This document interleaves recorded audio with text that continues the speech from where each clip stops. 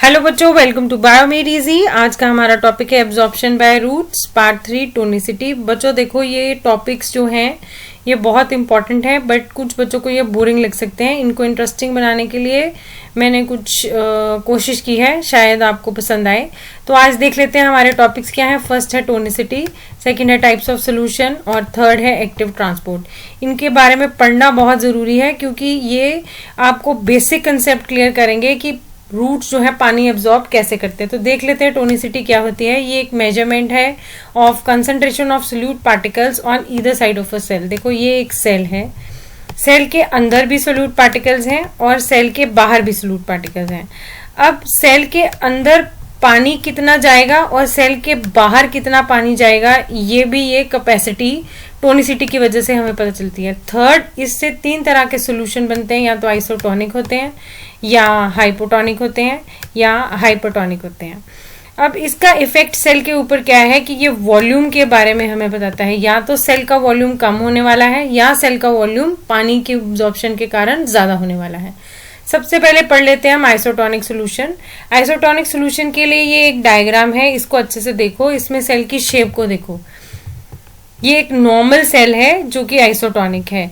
इसका मतलब क्या है कि जितने मॉलिक्यूल्स सेल के बाहर हैं उतने ही पानी के मॉलिक्यूल सेल के अंदर हैं। इसके अंदर कोई नेट मूवमेंट नहीं होने वाली है। सपोज यहाँ पर मॉलिक्यूल का नंबर है 12 और यहाँ मॉलिक्यूल का नंबर है 12, तो ना सेल के अंदर पानी आएगा ना जाएगा, क्योंकि दोनों की कॉन्सेंट्रेशन बराबर है। यहाँ पर भी उतना ही है और यहाँ पर भी बराबर ही है। So they are equal, so it will neither leave the cell nor it will come out of the cell. तो एज अ रिजल्ट क्या होगा, सेल की शेप और साइज चेंज नहीं होगी। अब आपको ये क्वेश्चन पूछा जा सकता है कि what will happen if you will put a cell in an isotonic solution. तो जब आप आइसोटोनिक पढ़ोगे आपके दिमाग में ये फटाफट आ जाना चाहिए कि इसमें number of water entering the cell is equal to number of water coming out of the cell. नहीं तो ये स्लाइड से नोट कर लो, इक्वल टू का निशान याद कर लो। तो इसका आंसर आप लिखोगे कि सेल का शेप एंड साइज दोनों ही अनचेंज्ड है। सेकेंड हम देख लेते हैं हाइपोटोनिक सोल्यूशन। हाइपोटोनिक सोल्यूशन में क्या होता है कि जो सोल्यूट है वो कम है, बाहर कम है और अंदर ज्यादा है। तो उसकी वजह से क्या होता है कि पानी अंदर ज्यादा आता है, बाहर कम जाता है। इसकी वजह से क्या हो जाता है कि जो सेल है वो स्वेल हो जाता है और कई बार बर्स्ट हो जाता है। इस पिक्चर को ध्यान से देखो, इसमें देखो पानी के ज्यादा आ जाने की वजह से मॉलिक्यूल्स जो हैं वो फट गए हैं, सेल जो है वो फट गया और उसका कंटेंट जो बाहर आ गया है। ये प्रोसेस होती है एंडोऑस्मोसिस में, जिससे कि रूट जो है पानी को एब्जॉर्ब करता है। थर्ड सोल्यूशन के बारे में हम बात करेंगे, हाइपरटोनिक सोल्यूशन। इसमें concentration outside the cell is more than inside the cell. Outside the cell is more than inside the cell. तो इसकी वजह से क्या होगा, पानी कम अंदर आएगा और बाहर ज्यादा जाएगा।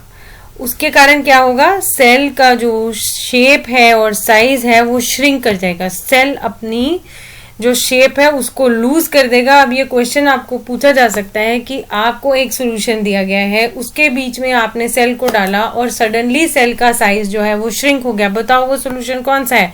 तब आपको ये याद रखना है कि जिस सोल्यूशन में सेल का साइज श्रिंक होता है वो सोल्यूशन है हाइपरटोनिक। अब हम इसके बारे में अच्छे से कंसेप्ट अगर तुम्हें क्लियर होगा तभी तुम आंसर्स अटेम्प्ट कर पाओगे। नेक्स्ट है tonicity in plant. Plant cell में भी टोनिसिटी होती है। ये डायग्राम को अच्छे से देखो, ये प्लाज्मोलाइट सेल है। इसको क्या किया है, प्लांट सेल को हमने हाइपरटोनिक सोल्यूशन में डाला। थोड़ी देर के बाद देखा कि जो साइटोप्लाज्म है वो श्रिंक कर गया है।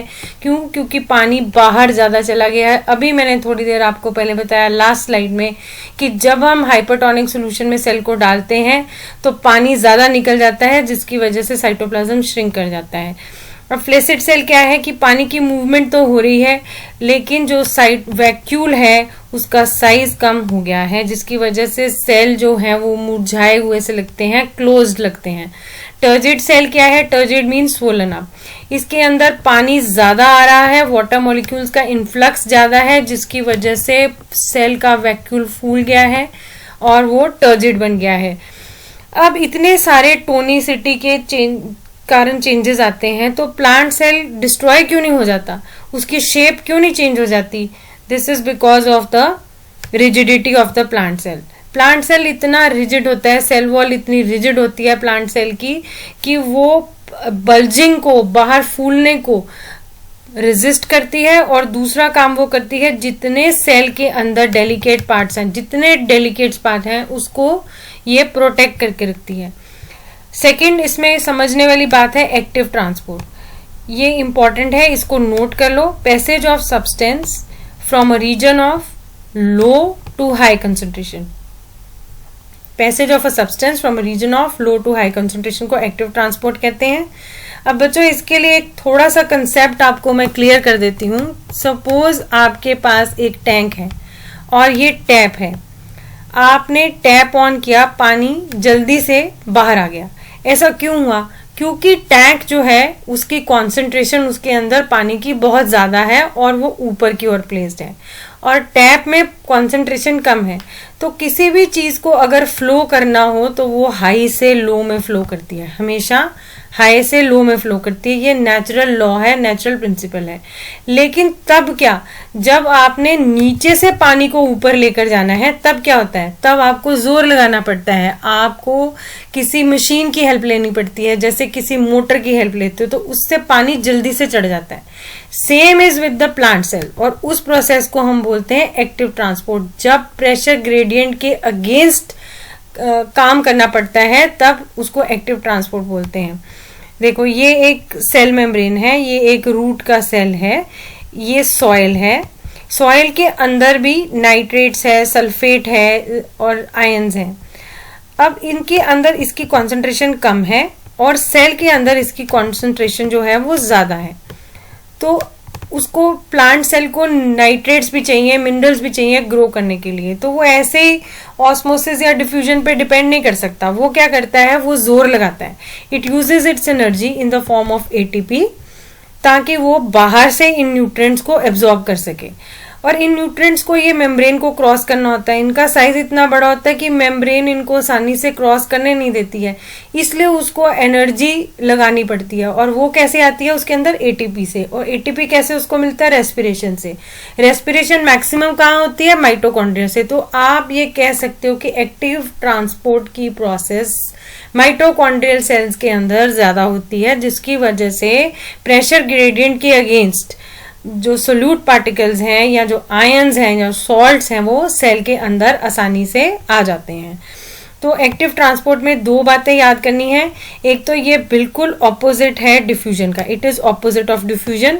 दूसरा, ये न्यूट्रिएंट्स का बैलेंस मेंटेन करता है. बच्चों अगर इतना सा कंसेप्ट आपको समझ आ गया तो आपको ये चैप्टर का हाफ पार्ट इजीली समझ आ जाएगा. और you can very easily attempt 2, 3 and 1 mark questions in biology ICSE board paper.